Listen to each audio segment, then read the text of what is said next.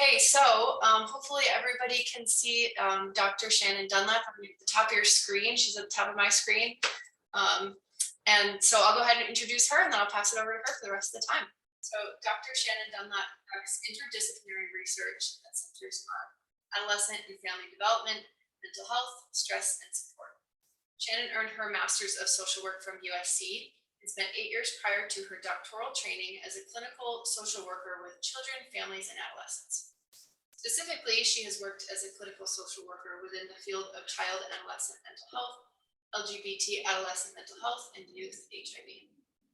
Her extensive research and practical application make her the perfect person to present this webinar, which will focus on ways that home visitors and home visiting programs can support LGBTQ+ families. So please join me in welcoming Dr. Shannon Dunlap as she presents this webinar working with LGBTQ+ and gender non-conforming families after delivery. Thank you, Shannon, for joining us today. Great. Thank you so much, Martha. I appreciate that. And it's really such an honor to be here with each of you. And I know many of you are at work and you take this time from your busy schedule. So I'm really hoping that this is something that is meaningful for you and informative, and that we can have some learning opportunities together as a community for the next hour and a half. What I'm going to do, I'm going to share my screen. Let's see here. Hopefully this will work. Okay.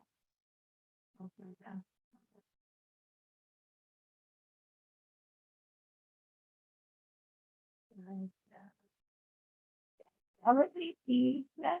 Is this okay? Okay. Looks good. Thanks. Okay, great. I'm going to show a brief video too a little bit later. If for some reason you can't hear it when I show it, it means I'm doing something wrong. So let me know. I'll problem solve. So today we're going to talk about supporting LGBTQ+ families and caregivers. I really wanted today for our time together, and the goal of this to be something that feels really practical and meaningful for each of you and digestible. Oftentimes doing these trainings, the tendency is to just put so much in there, and then all of a sudden it becomes a little bit more meaningless, right? Because there's so much to digest. And I really want this to be practical and informative and relevant for your work. You have a really unique and also exceptionally important role. And honestly, in my eyes, one of the most important roles, I think, because you are the face of the network. You are one of the first people that families come in contact with, and you come in contact with them at a really unique time in their lives.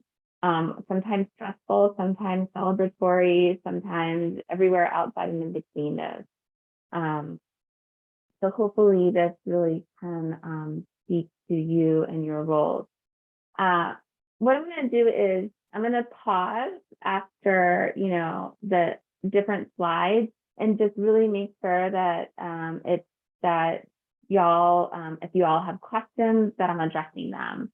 I don't want to come in with assumptions that this is going to address all the questions that you have. And so I really want to rely on you to be able to bring forth your questions as you see fit. I want this to be an open dialogue as much as possible. So we're going to do a little bit of a review, not too much, and we'll probably scatter the review throughout a little bit. But we're going to talk, within that review, we're going to talk a little bit about identity and expression, as well as minority stress, which I think is a really important aspect of your work within institutional settings, being a hospital setting. We are going to engage in a reflexive activity. And maybe, I was toying with the idea of putting y'all into just little pods or groups, and then we can come back. Sometimes I feel like that's a great way to be able to have dialogue. Then we're going to talk about LGBTQ+ and inclusive care. And we're going to really talk about this in the context of the care that y'all provide. And then I really designed this, want to save them at the end for any case presentations that you may have, any case examples, anything that has come across your eyes, your desk, your experience that you want to bring to the group for us to talk about and discuss.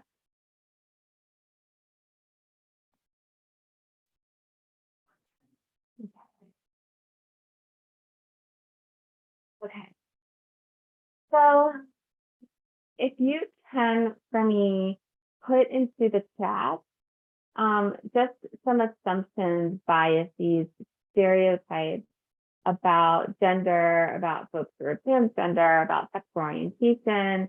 If you can just put those into the chat, and these might not be assumptions and biases that you personally have, but stuff that you hear, stuff that is out there in the world that's being kind of delivered to us, whether it's in social media, family, community settings, anything that we hear within our place of work, within hospitals. So anything that you hear that that you understand to be kind of a stereotype, a bias, an assumption about LGBTQ plus individuals and community identity and expression.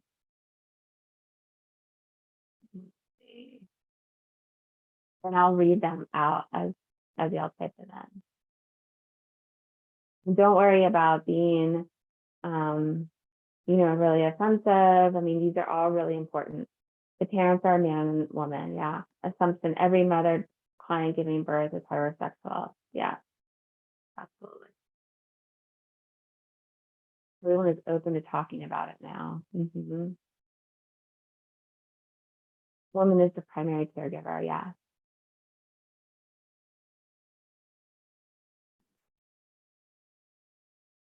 Anything else that comes across? And it can be anything. The person giving birth is the mother. Yep. The person giving birth identifies as the mother. The woman is the primary caregiver.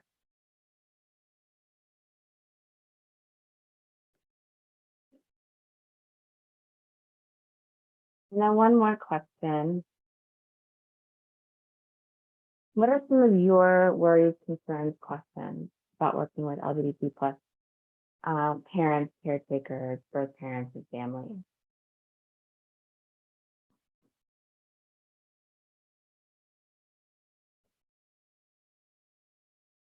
And if you don't have any questions right now, it's okay. You might ask them later.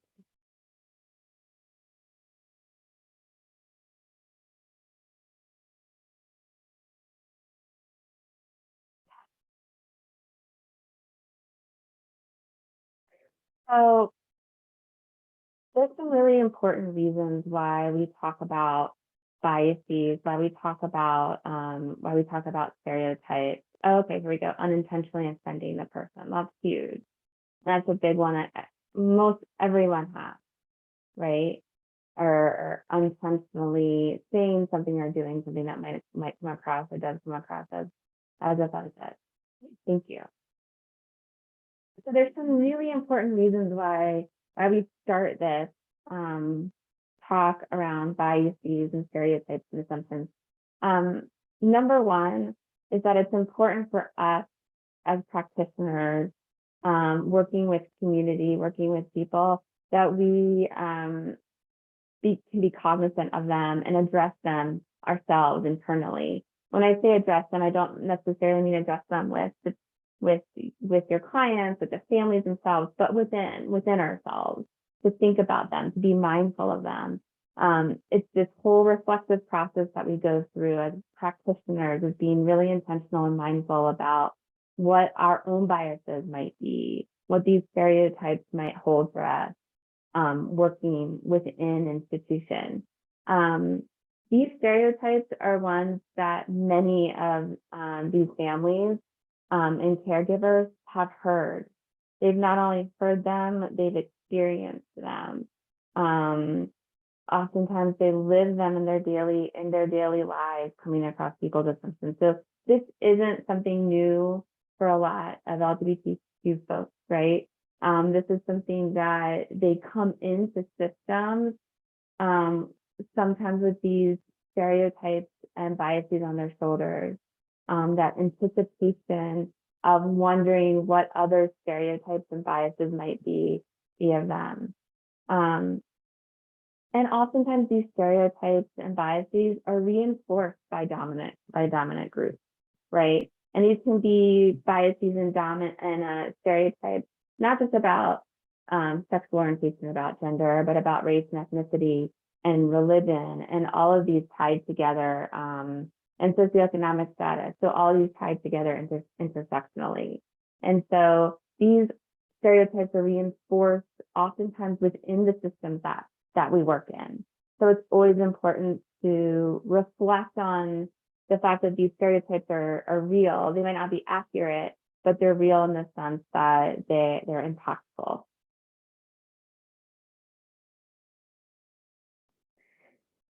So just a bit of review, that gender identity and sexual orientation, while there are important overlaps, they are different. They're different experiences.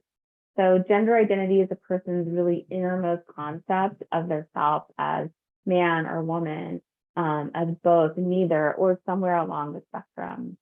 Whereas when we think about sexual orientation,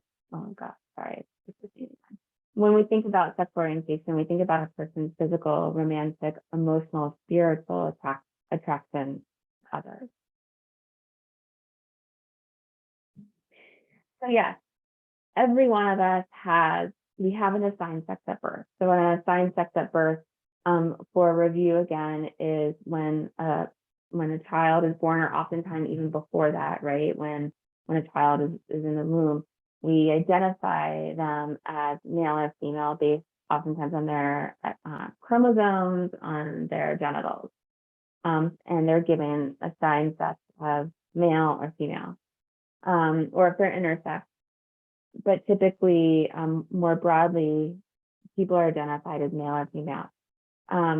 We all have a sexual orientation. We all have a gender identity or multiple gender identities. And we all have gender expression and the way we express our gender. And oftentimes these expressions, these identities, can shift and speak depending upon the institutions that we're in. And we're going to talk a little bit more about that. But we all have them.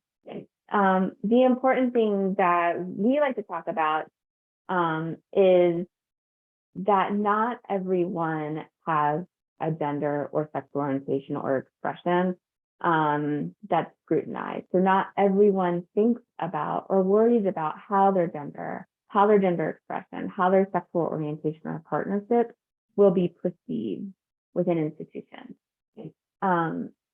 Just for kind of a show of hands, how many of you have come out as heterosexual? Come out to family, friends, coworkers, doctors, care providers, mental health therapists as heterosexual.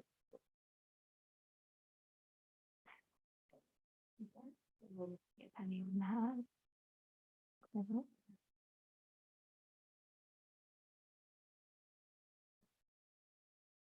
So it doesn't look like anyone's actually come out as heterosexual.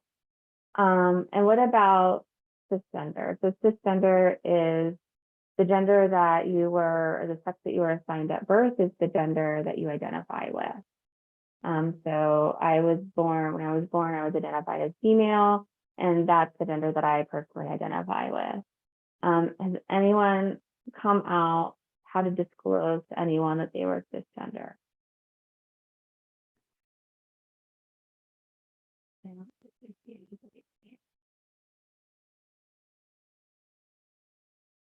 So what does that really say? It says that being heterosexual, that being cisgender is what we understood as the quote unquote norm. People who are heterosexual or cisgender don't have to think about coming out in various institutions. We don't have to think about all these other different coming out processes that we're going to have across our life. The coming out process is something that is enduring, which means it's not just a one-time event. It's every system that you engage in for the first time.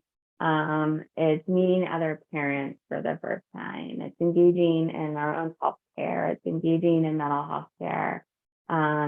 It's meeting new friends, or even being with family members that maybe folks haven't seen for a while. It's a process, which means that oftentimes it can happen at any stage in life. It can happen before childbirth. It can happen after childbirth. It can happen before someone gets married or has a long-term partnership, or it can happen after that. And so when we think about sexual identity and gender identity, we can't always assume that by looking at someone's partner, that they're at their gender expression, that is how they will always identify, or that we can make assumptions about how they do identify. It's a process, and it's not always safe. So engaging in different institutional settings like hospital settings, and engaging with different nurses and care providers and doctors who are coming in, it's retelling that story for some folks over and over again. And some folks are really comfortable with that, and other folks, it's hard and it's difficult and it's challenging. So yes, it does look and feel different for everyone.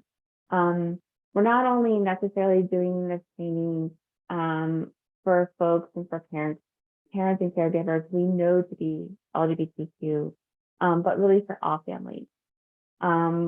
We don't know anyone's history or future, and oftentimes in your role, you might not have the opportunity to really engage with families and parents and caregivers to understand their history. We can't predict someone's journey along the way, or what is in the backdrop of present day life.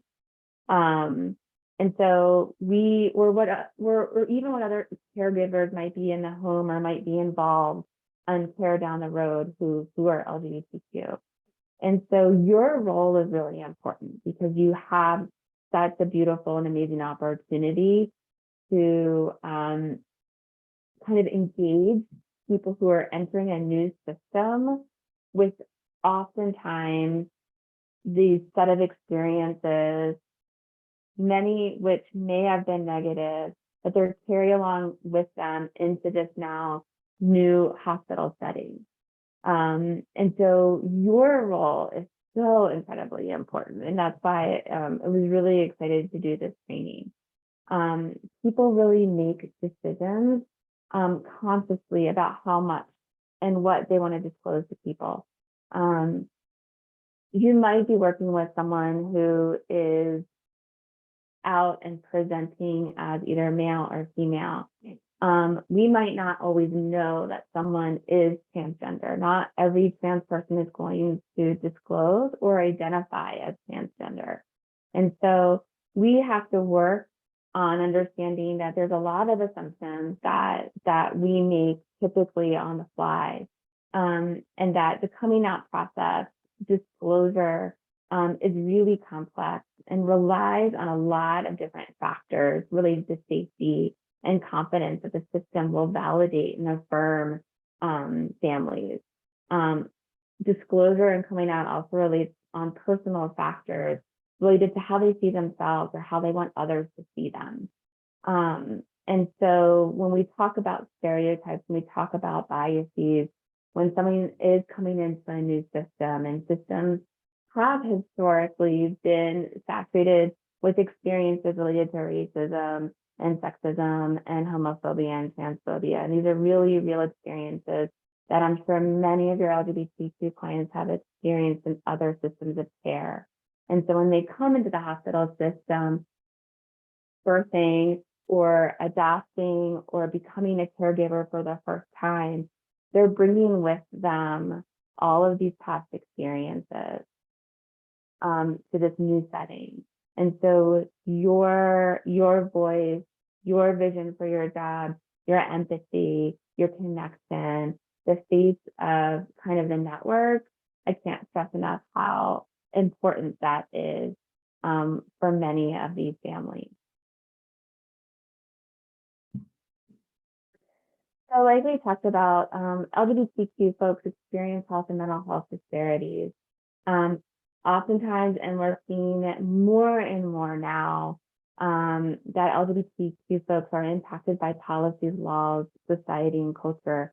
I think we've seen more anti-trans, anti-LGBTQ legislation going across the desks of many of our state governors, senators, and I think it's one of the most in recent times. And so even though some of these policies might affect trans youth, some of these policies might affect schools, seeing these policies come across socially and our social climate and our political climate today impact LGBTQ folks when they engage in systems of care, because they don't always know who they can trust. And developing that trust and that relationship for your role happens so quickly. And that's what makes your role really unique. Oftentimes, when we think about these stressful situations, we call them minority stress. And minority stress has been around for a long time. But it's really been an area of research that has really grown with LGBTQ folks since the mid-90s, since really the HIV epidemic. The chronically high levels of stress faced by members of stigmatized minority groups, above and beyond typical stress, and often directly related to identity and expression. That's what we call minority stress. So it's these stressors that are above and beyond these daily stressors. And they can definitely lead to negative health outcomes.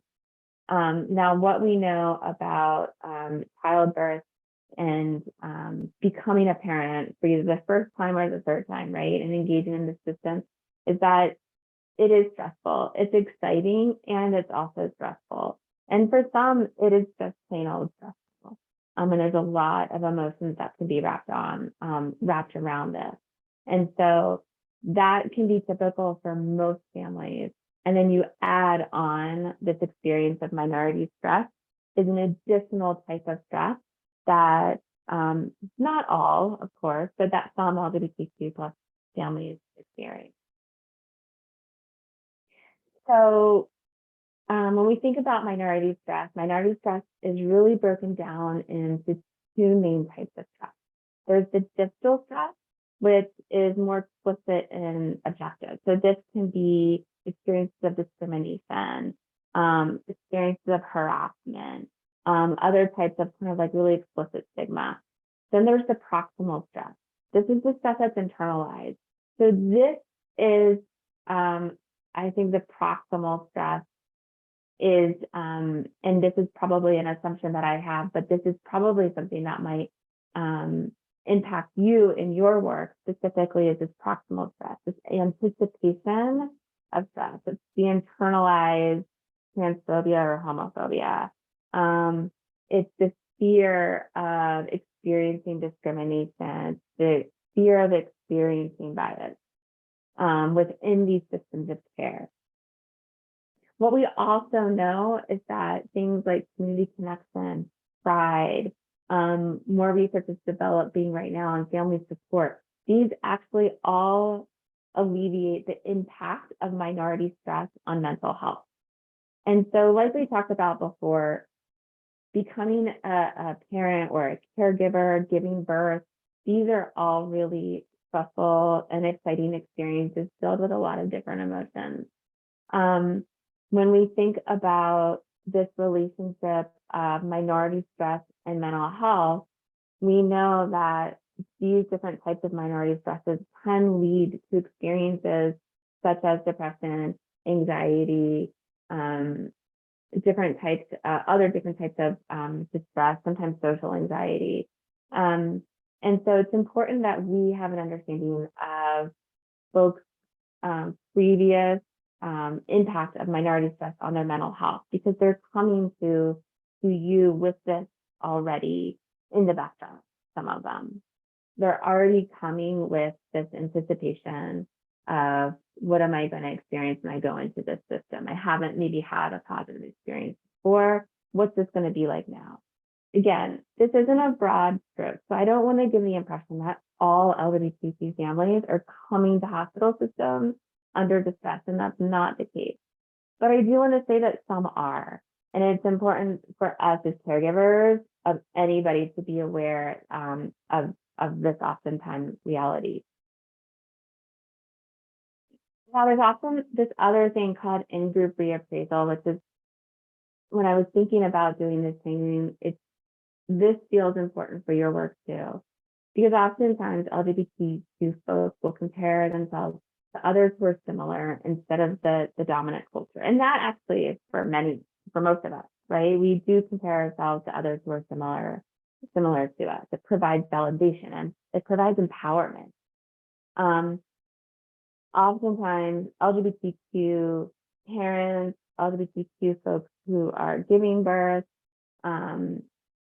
there isn't always a lot of representation within their communities. There's often not a lot of representation within their own families, right? They might be the only same-sex couple within their family system. They might be the only trans person in their family or their community. They're going to look to engaging sometimes with family or new parent groups where they might be the only LGBTQ couple within those family groups.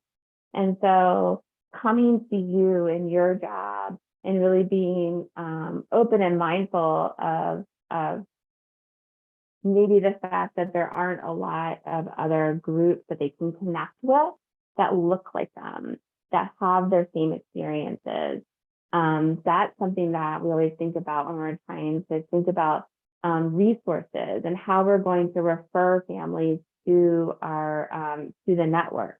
How are we going to refer families to the network and ensure that they're going to be supported and validated and heard for themselves, for being themselves? Are there ways that we can talk about connecting families to other LGBTQ families within the network? So these are all really important questions that I'm sure have come up or that might come up within the context of your roles.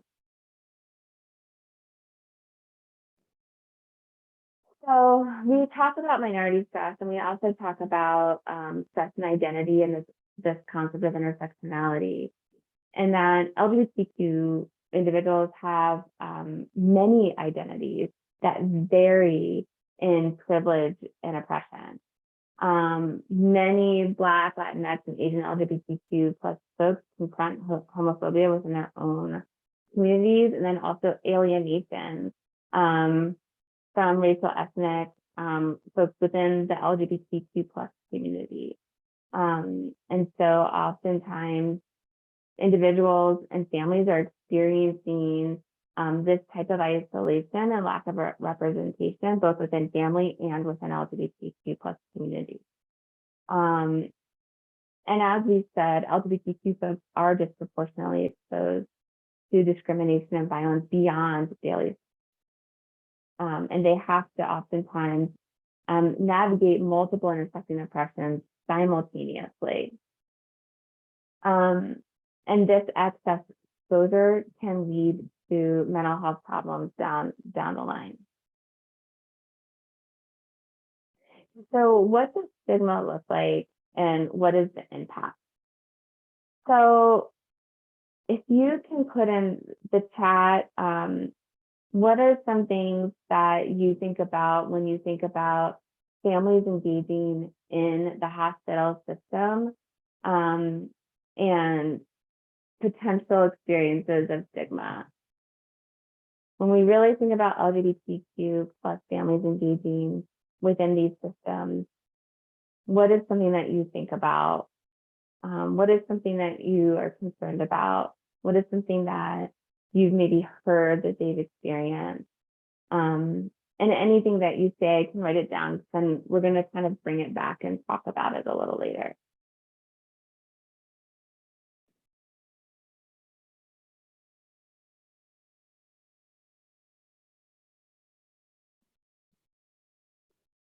Or you can always say it too if it's easier to do that.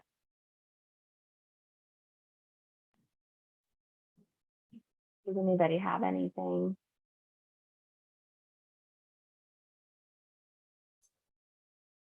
Shannon, there's one in the chat, and I'm going to read it for you so that I can give you a little context. I think you know, or we've talked about this, but Liliana has the comment that the Bridges questionnaire is not LGBTQ friendly, and we need to change the wording for non-binary families. So the Bridges questionnaire is the risk screening that the HLs are doing to enroll the families and determine the level of support that they need. So that's what she's referring to there. Okay. So the Bridges questionnaire is not LGBTQ friendly. Okay. That questionnaire, is that something that is given as in a piece of paper or on like an iPad, or is it something that is verbally done with a family? Verbally done. Okay. Okay. So the questions are written out, and then the HL will go through them, but they ask specific questions about like family history, personal history, things like that.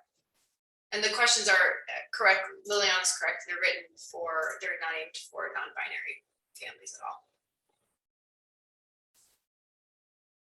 And so, and I think, you know, Liliana, that's a really good point, is when we have questionnaires, when we think about websites, even like if someone were to go to a website, these are all important aspects of representation. And so how people see themselves represented within websites, how families see themselves represented within these questionnaires is all really important, especially in the context of your work, because you're with them so briefly and because you're pretty much the first person that they might see from the network, right? And so you're trying to enroll them into care when they leave. And so these things that you're bringing up, the Bridges questionnaire, is really important, because that's one of the first places that they will engage with care and being able to decipher, these families being able to decipher, is this a place that is for me and my family? Is this a place that's going to be accepting, validating, safe for me and my family? Is my family going to be seen within this system? And so these are all really important questions that some LGBTQ families may be asking themselves. So thank you for that. I think, oh, hold on. What was something I'm thinking? Oh,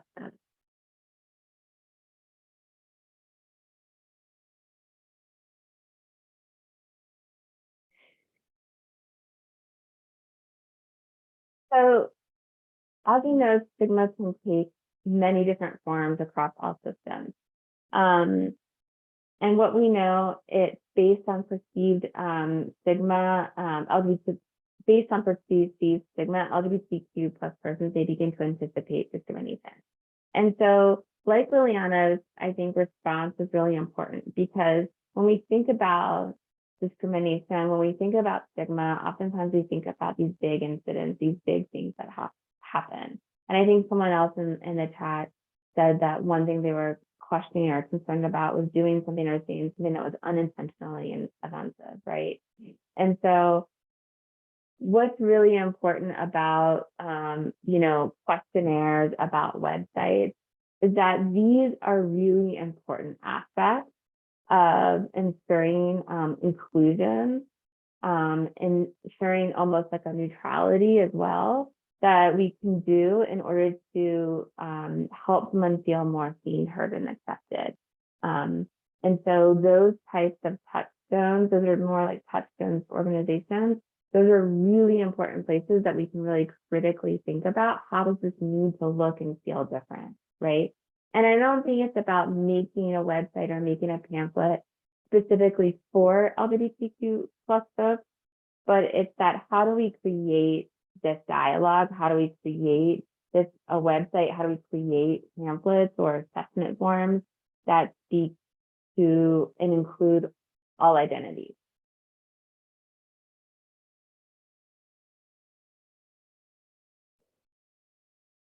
So where your job is really important, is we have this understanding of baseline vulnerability. And so a lot of people when who have not experienced a lot of microaggressions throughout their life, which means these little kind of, we hear death by 1,000 paper cuts, right?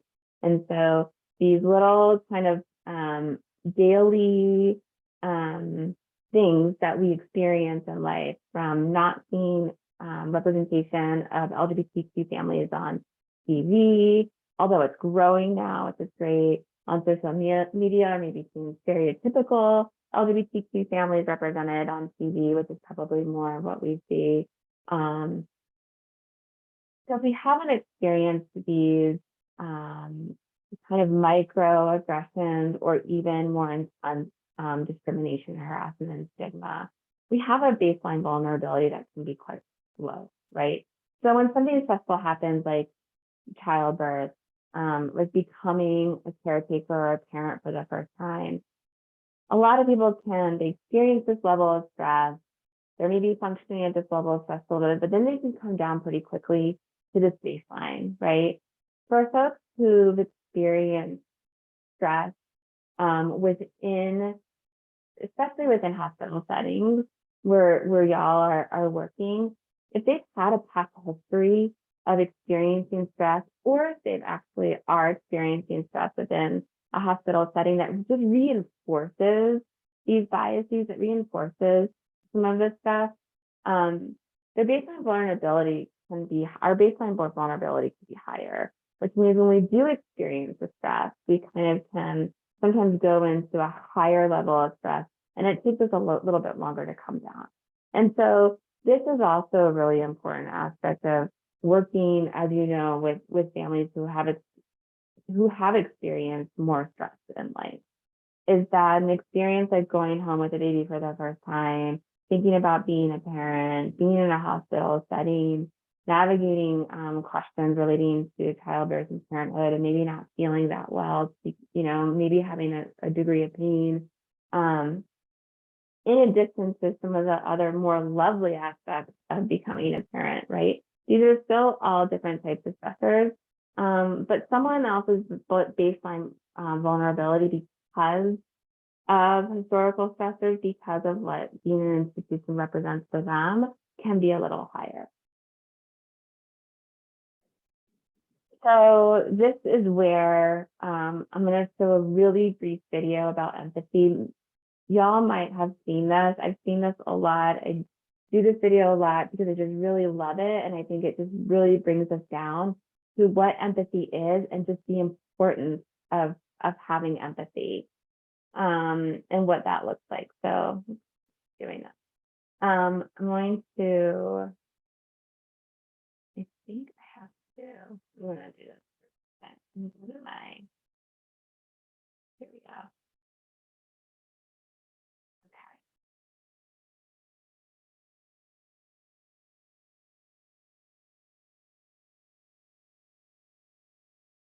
Can y'all see this okay?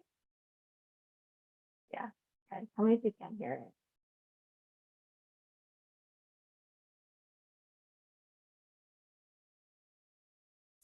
We can't hear it. You can't hear it. Hold on. Wonder how I can. I think when you share, when you click on the green share, Yeah. then if you go to advanced, do you see that up at the top? Then there should be a computer audio option. Oh yeah, I see it. I think Okay, you just got have it. to click that one. Got it. Thank you. Okay. Yeah, no problem. I always forget. Well, wait, here we go. Yeah, great. Thank you. Okay, thank you.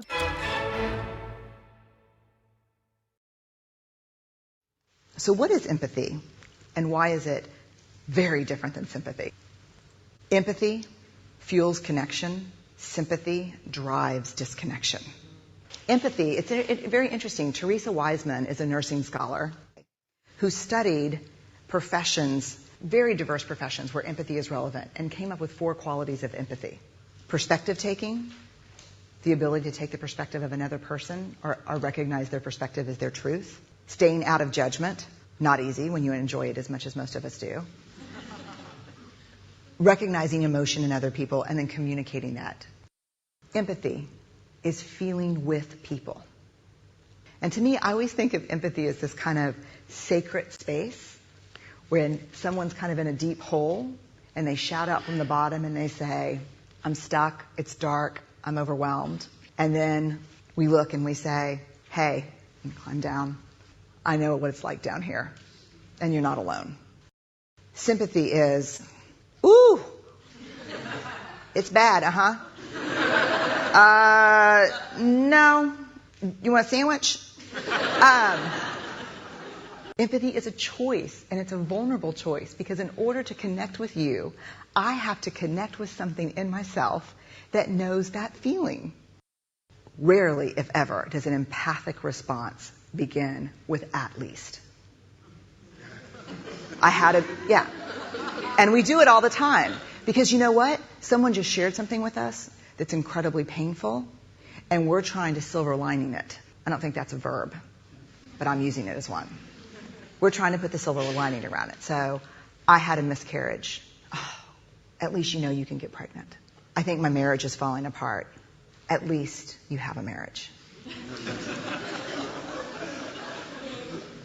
John's getting kicked out of school. At least Sarah is an A student. But one of the things we do sometimes in the face of very difficult conversations is we try to make things better. If I share something with you that's very difficult, I'd rather you say, I don't even know what to say right now, I'm just so glad you told me. Because the truth is, rarely can a response make something better. What makes something better is connection.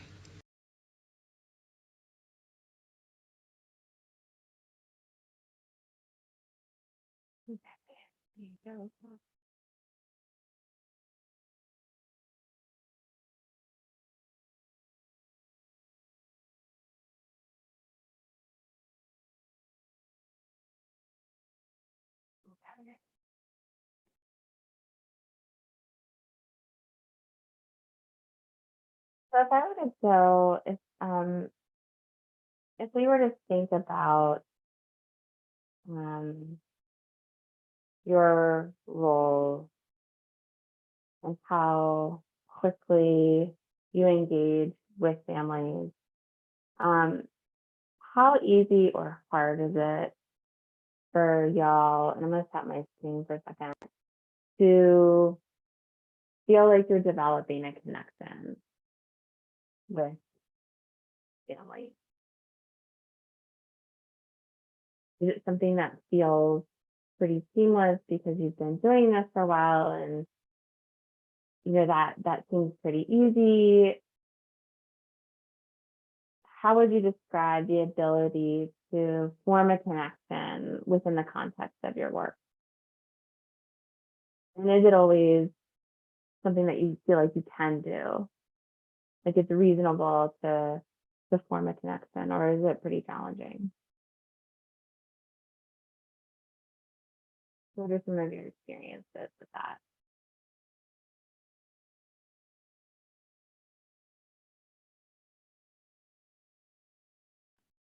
Feels easy for me most of the time. I think it just comes out naturally for me. As a person, like being able to do that comes off naturally. Yeah. For your work, how important do you see kind of developing that connection versus the other things that you do with families in such a short period of time? Where would you say that connection falls as far as like the importance within your relationship and what your role is with families? How would you rank that? Would you say it's like kind of in the middle, the number one thing? How would you rank the ability to form a connection? We strive for that every day. Yeah. What are some barriers that come across? Especially when you think about, and I don't know if everyone worked with LGBTQ families? Has anyone who has within their role? work with LGBTQ families. Level of importance is high. I have, but not as an HL, more as a lactation consultant. But it can be challenging. However, I just welcome everyone, involve everyone. But it can be challenging, especially when you have a large family involved, and you're trying to point out who is who, and and how do you ask, who are the parents? And so that's where I find it challenging. But I just kind of generalize it and welcome everyone, and apply my education or whatnot to everyone. Yeah, thank you. So when we think about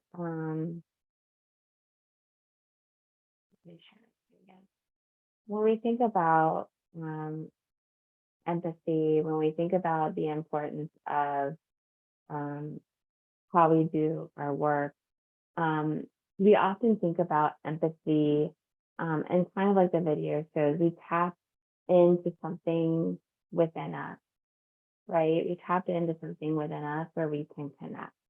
Even with families where we feel like we might not have as much in common with, right? We tap inside of something within us in order to connect. We make that connection something that is important, that is of the utmost importance. I think someone said when we're working with families. There's also this idea that I don't know if we do enough in our work in general as folks who are care providers, social workers, case managers, is think about our areas of privilege. And so this is something that comes across a lot. We as humans tend to understand how we can tap into our own experiences of oppression and how we can use that to relate to folks. But we also look at this idea of privilege. And so there was a woman, and she's in her almost 90 now. She's at Wesleyan. She's done a lot of work on kind of anti-racism within helping professions. And she wrote this really important piece about the invisible knapsack of privilege. And so these are the aspects of privilege that are invisible because we don't necessarily account for them kind of in our work or oftentimes in our daily lives. And so one thing that she said is, my schooling followed the patterns my colleague Elizabeth Minute has pointed out. Whites are taught to think of their lives as morally neutral, normative, and average, and also ideal. And so we talk about privilege in the sense of white privilege, right? And what that means. And it is something that is often, when we think about historically just built into society, built into these systems of care, right? But when we really think about how we are working and representing an institution, whether it's a mental health institution, whether it's a hospital setting, we are part of a community of folks who are providing really important care. And that's what you're doing every day.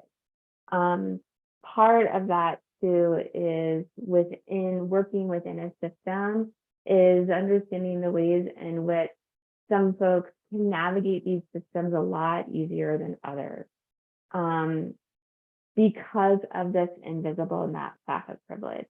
When we think about how we develop empathy, we also think about it in terms of how do we understand how our privilege and oppression kind of intersect within these relationships, within these systems that we're working within. And so if you can, for a moment, and I think this is something that is an important exercise as we think about our roles in developing connection and developing empathy, is how we think of the ways in which within our roles within institutional settings or maybe even our lives that we can talk about this aspect of privilege. And so what are your experiences of privilege? And how do you feel like that kind of impacts how kind of these institutions kind of navigate, and how you navigate with or think about navigating with LGBTQ plus clients? Because it's not just about understanding and connecting with people based on understanding experiences of oppression, but really how do we understand these experiences of privilege, our own privilege as well, and how does that factor in to how we can really truly connect with people? So if you can maybe just have like about 5 minutes in groups, and I just want you to really think about this idea of privilege and how this idea of your experience of privilege and power within these institutional settings, think about them and how that might play into how we form connections and relationships with LGBTQ plus families. Okay, so I will send everybody into breakout rooms. I'm writing the question in the chat. It should follow you in there too. You Finishing can out. write it in if you want. You want me to read it in? Yeah, that'd be great if you don't mind. That way, then I think everyone will have it when they get to the room. So, and if you don't, and you need to call one of us, and we'll come in and remind you that that would be great. And I will create a second to create the rooms.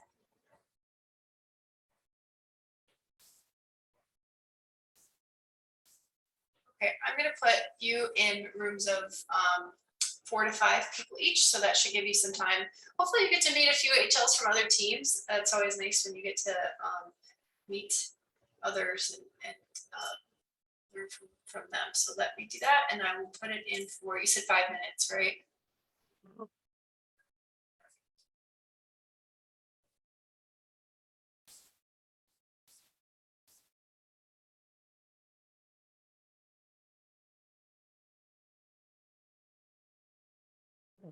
Oh wait, I have to. Let me see. Just wait for it to get to the chat so that we can.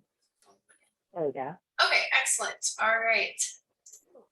Sending you all to your room. So just click the accept button on the screen, and we'll send you into to your breakout room, and we'll see you back here in 5 minutes.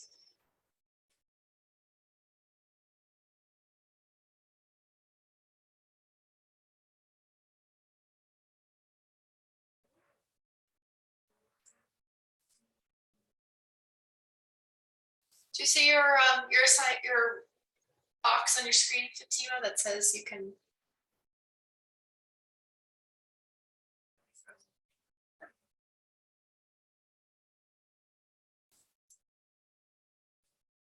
Sorry, Amy, I meant to leave you out too.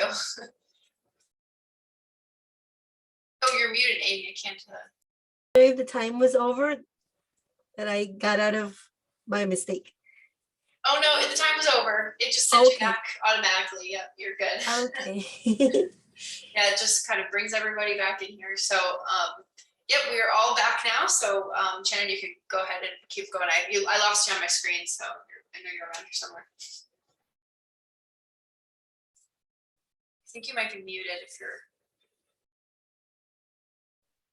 One thing that came up, and I'd love to see if anyone else thought of this or had, what your experiences were, but someone brought up this experience of, well, I work working mostly with Latinx community, and I am Latina, but I was born here. And so some of the privilege that one of the participants in this discussion said was that I was born here. So there's a set of privileges that folks have have that others don't, who weren't, and who are trying to navigate these systems, right? And so understanding privilege in that way is really important, because if we don't understand the ways in which we can navigate systems differently, then it's hard for us to truly understand the struggles that maybe some other folks have when it comes to navigating systems of care.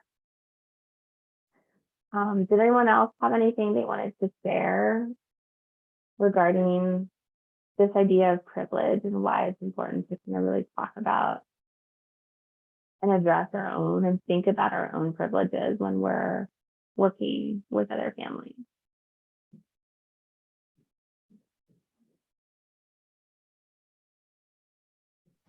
I can share.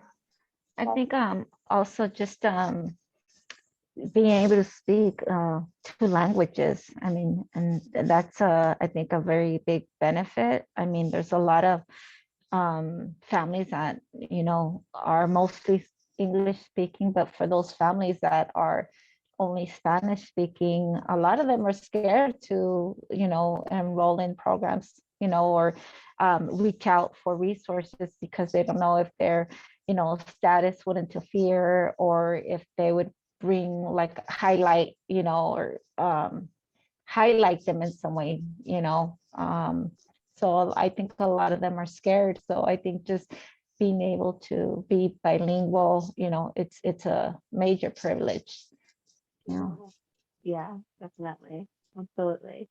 And I think one thing with your role and what you can do within these hospital settings is, you know, oftentimes when we work with other faculty or other staff in hospital settings, you know, the idea and the concept and the experience of childbirth and becoming parents, or becoming parents as parents again, is very normalized, right? You see it every single day.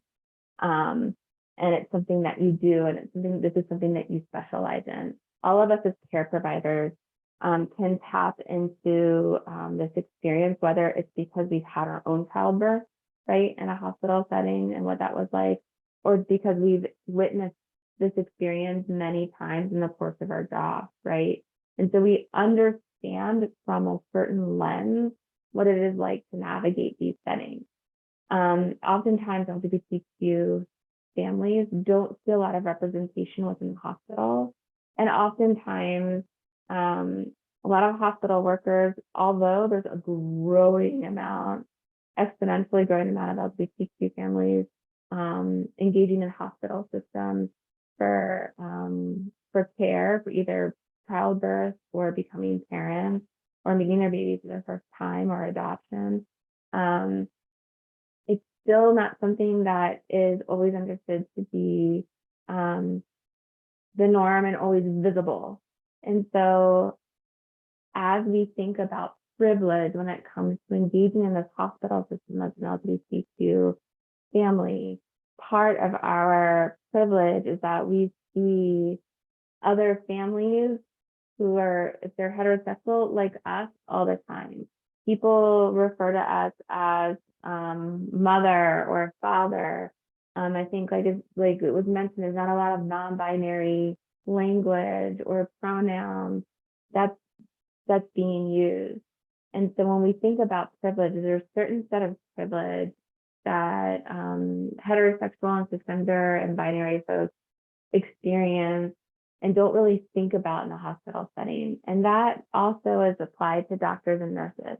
And so where your job is really critical and important is that you have this opportunity to not only develop this empathetic approach and stance with your clients and with these families, but you also have this ability to say, hey, like this actually, you might not see other families like you here. And that's really an important thing to understand as you go into these systems. That by understanding that and by understanding a privilege of what it is, the privilege of the unearned privilege of being heterosexual and cisgender in a hospital setting, by understanding that itself can be seen as a privilege, right? An unearned or invisible privilege for you.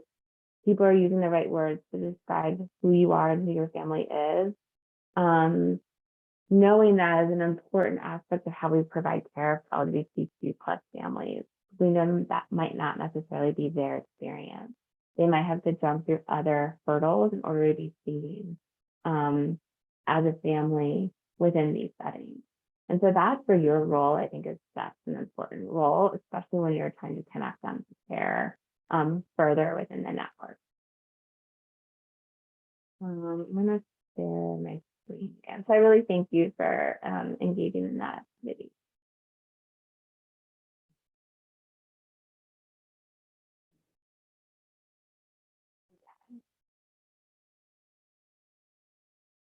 So having an LGBTQ plus kind of affirmative practice can improve the therapeutic alliance and help LGBTQ plus individuals and families develop kind of a positive narrative of this experience.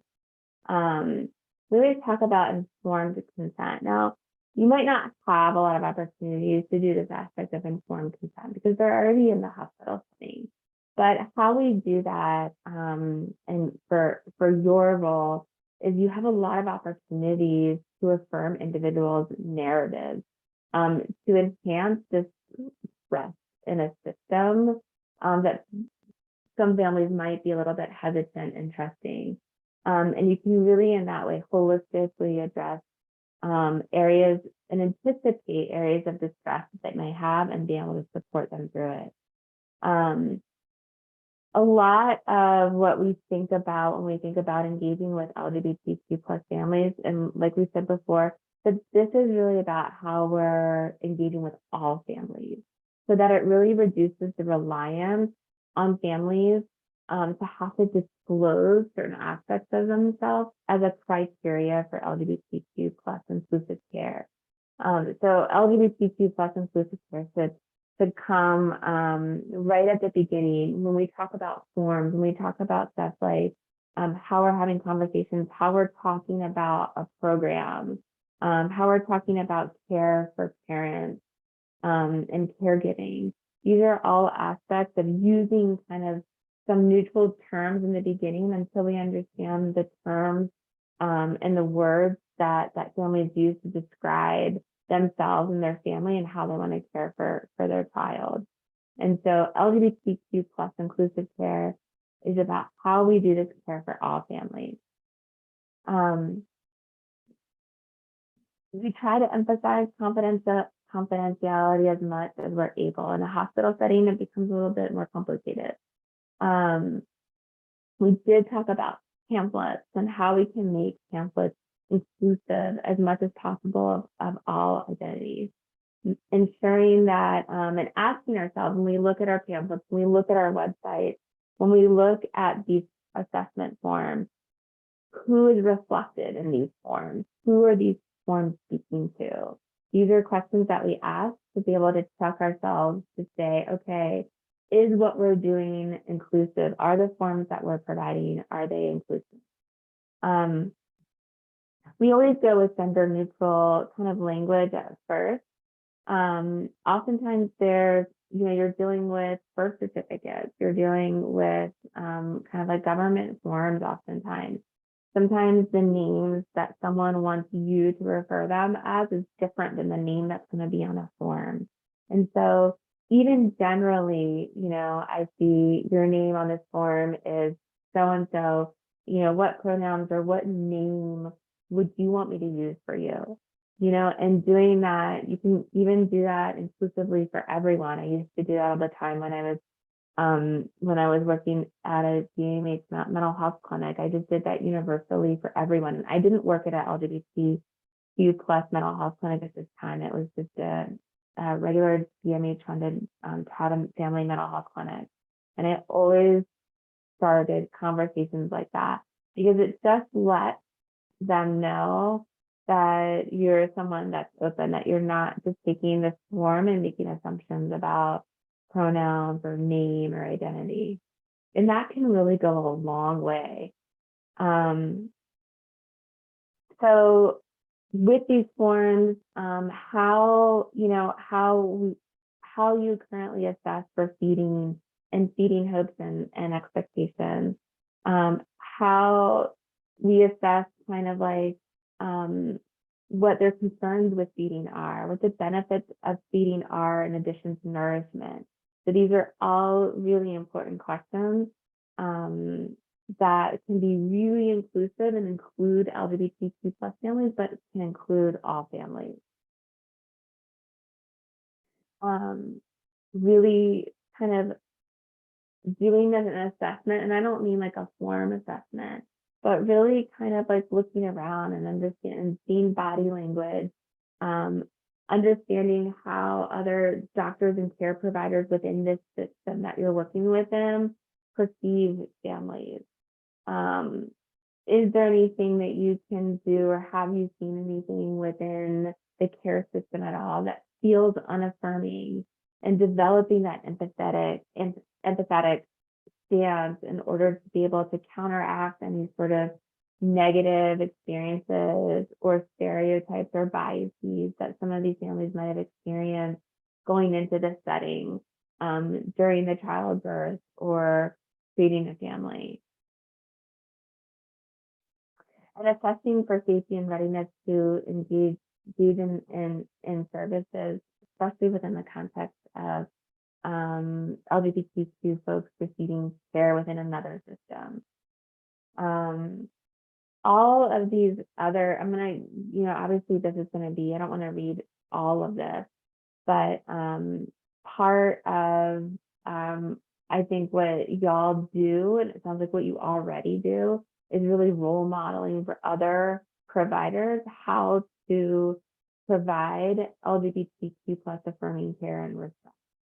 And so that's a big role that you might have in connecting folks further within the network, is by role modeling what it means to provide inclusive care.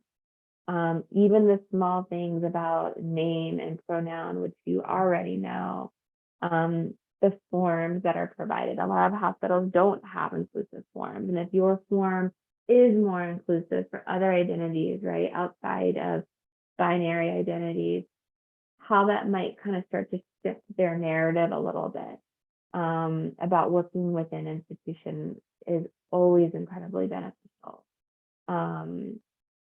Working with parents to navigate decisions related to feeding and how they incorporate kind of their own identity and expression and experiences into their care for their child and into their identity as a parent.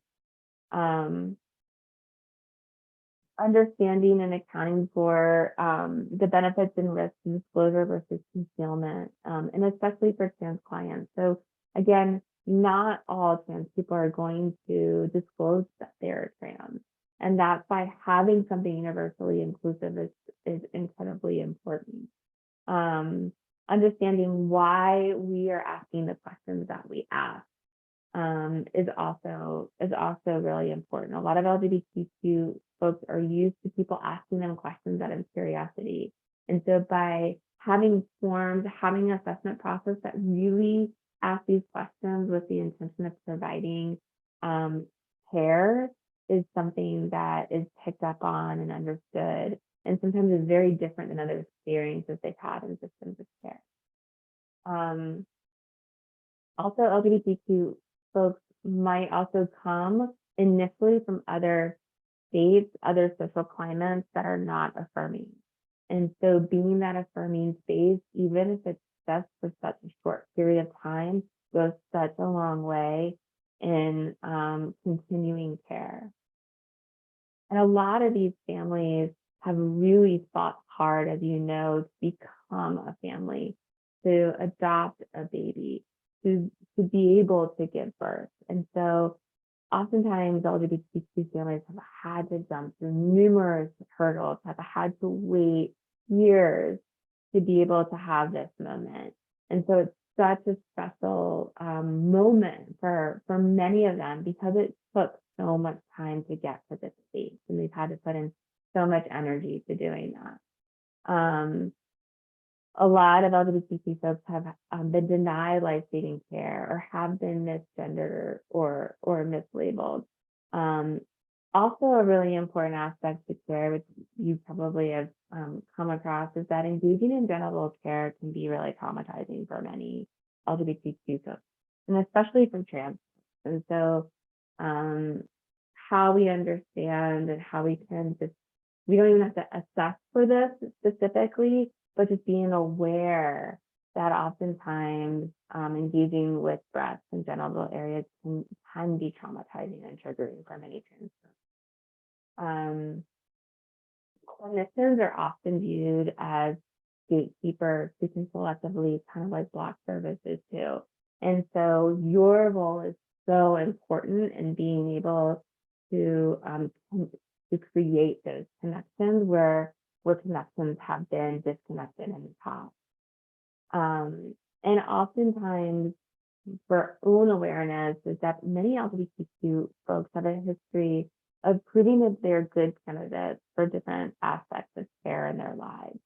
And this is really important, and this is something that many trans folks have had to do throughout the course of their lives, is kind of proving that they can be good candidates. And so when we talk about biases, this is something that's always really important in our own reflective process, how we do our own work, and understanding that this has been a history for many LGBTQ folks who are engaging in institutionalized care like hospitals. And so what we can do is engage in that reflexive process, really focus on clients like resilience and strength, coming at this from a human rights and social justice perspective, being collaborative and inclusive, and really acting as role models for other care providers is something that is really important. And so research has shown that LGBTQ folks are more likely to seek medical care and continue to seek supportive services when they can present genuinely and openly as themselves. They're more likely to pursue relationships that are emotionally supportive and gratifying. And how we assess for depression and anxiety postpartum that goes also beyond the birth parent can also be really important for LGBTQ folks to have that conversation about aspects of services that can be really important for them and their needs. We talked about inclusivity and intake forms and language. Oftentimes LGBTQ folks can be a hidden population. They're not always out in all communities. Many have to, there's geographic isolation, oftentimes disability barriers, and a limited expansion to social networks. And so expanding their social networks and parent social networks with other parents and other accepting parents is really important.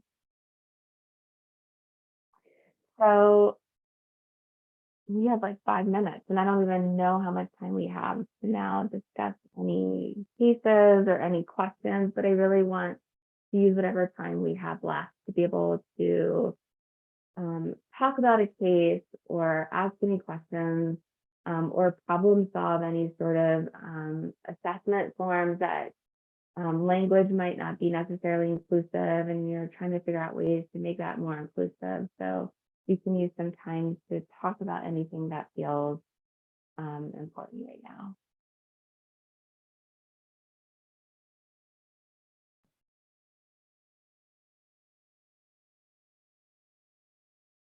Anyone have any questions or?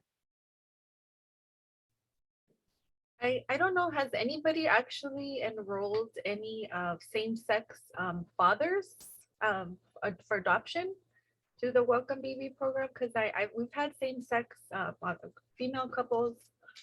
I had a transgender couple that was interesting and very welcoming. I felt like very nervous. I find that when I have a same-sex couple, I get nervous because I really want them to enroll. So I get nervous, and I need to work on that, controlling my nervousness so that it doesn't come off like I'm not being inclusive. But yeah, in general, I'm just wondering if anybody has had like an adoptive family enroll into the program and how they've managed to work with the bridges, because the bridges is tailored for the birth mom's answers, right? So how would we adjust it for an adoptive family?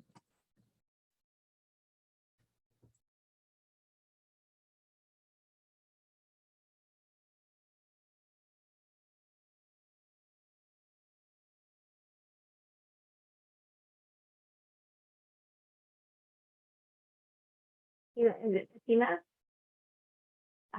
I really appreciate your question. I just want to say I also appreciate with you sharing nervousness, because that is common for everyone, right? We all come across situations and we're really nervous because we care so much and we want to support families, and we want families to know that they are seen and heard, and that this is a safe place and validating place for them, right? And so the pressure oftentimes feels like it's on your shoulders when you're walking into that room, because you are the face, you are the person representing this larger network, and there is pressure for that. And I totally, completely appreciate that.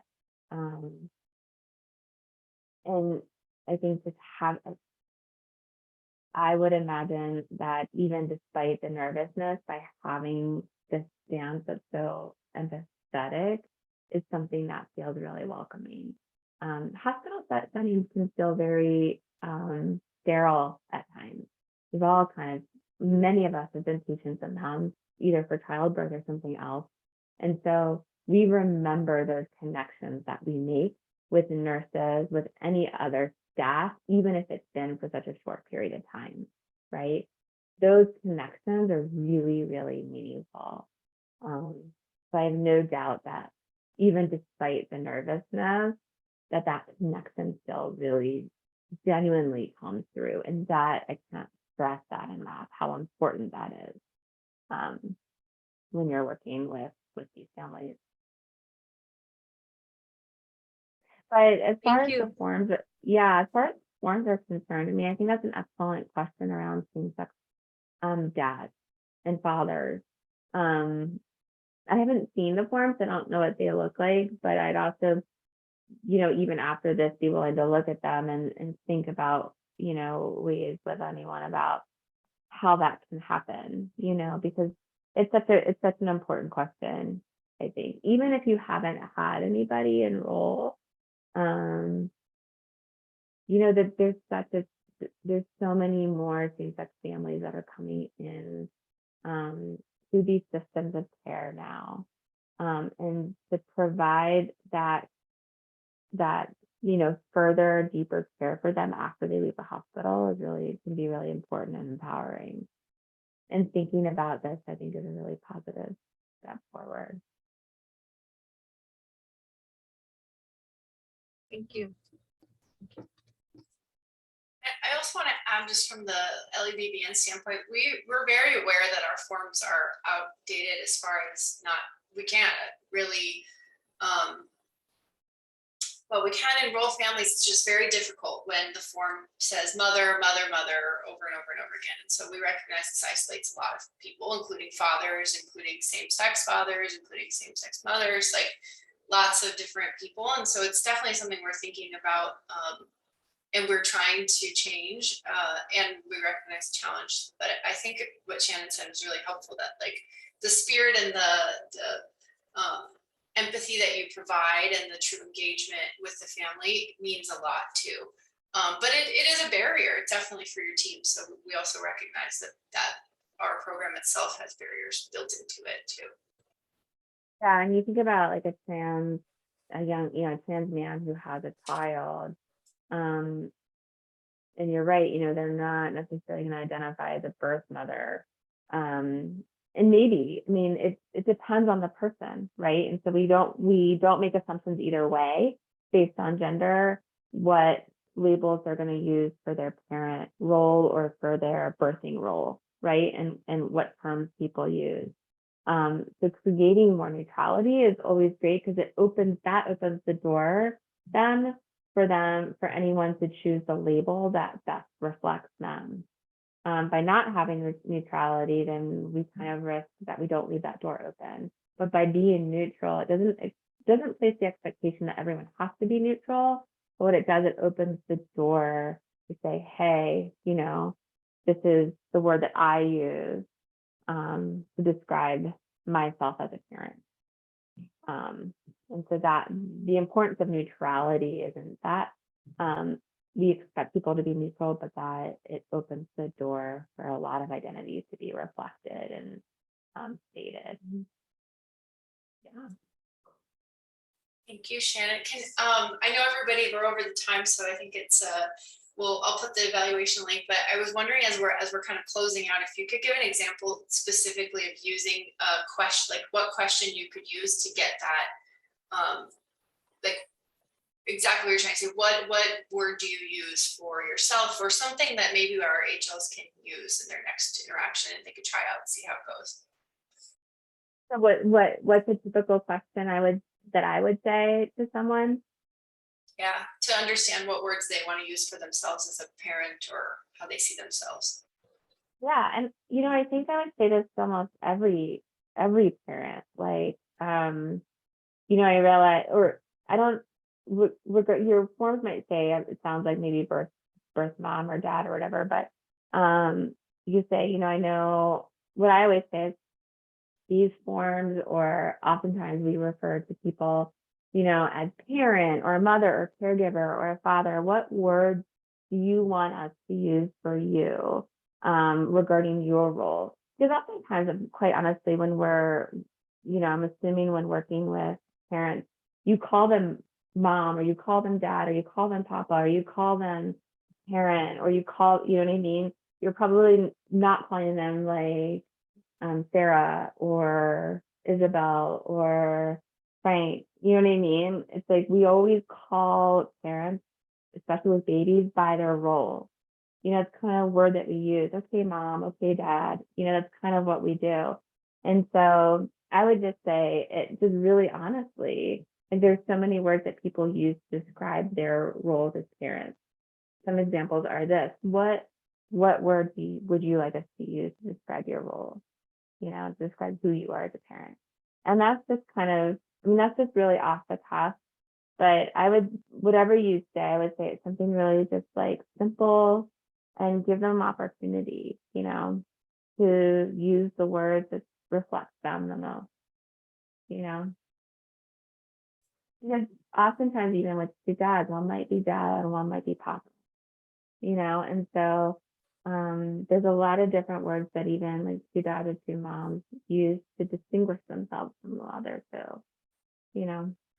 So those distinguishes aren't inherent, right? It's father and mother are very clear, but oftentimes we have same-sex families or same-sex parents. The words aren't naturally indistinguishable, and so oftentimes asking them what words, you know, do you want your child to call you? What word do you want me to use for you? It's just really simple, you know. I do the same. It's like this thing with names too. Your name, I see your name on this form. Is there another name that you would prefer that I use for you, or that you want me to use? And it's something super simple. And they're like, nope, that's fine. Or they're like, actually, yes. And that is just such, I mean, that one question can be a real game changer. It can just be so simple. It doesn't have to be complex. Excellent. I think that's really helpful and practical. So I hope that everybody maybe can try it and see how it goes, see how it fits. And I think that there is some like level of, you know, Shannon gave a great example of how she would ask it, but it's going to have to come from you to be genuine too. So, but yeah, thank you so much, because I think that's a great way to just a good description and helpful for everybody. So let's, I know we're over time, so let's all give a quick round of applause with our reactions. Thank you all for your participation. Thank you, Shannon, for being here and going through all this with us. This was incredibly informative. Really appreciate your time. So thank you very much for being with us. Thank you so much. I appreciate it. Thanks, everyone. Have a good rest of your day. I'll be sending out the slides and everything else soon. So thanks, everybody. Thank you.